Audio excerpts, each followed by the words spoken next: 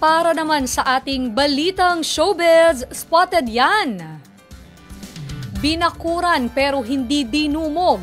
Ito ang naging eksena ng dalawang aktor sa isang mall sa video na pinost online.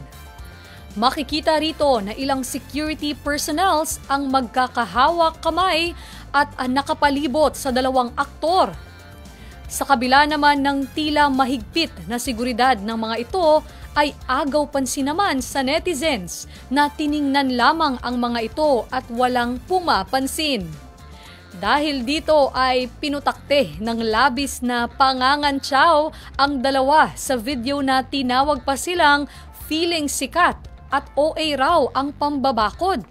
Saad pa ng ilang netizens, may makakapagsabi kaya kung sino ang mga ito? Sinagot naman ito ng ilang komento na anila ay si PJ Rosario at si Andrea Barbiera, umano ang mga aktor dito na ini-escort ng security. Pagtatanggol ng ilang fans, mukhang nagulat rin ang dalawa at baka ang seguridad nila ay utos mismo ng kanilang management.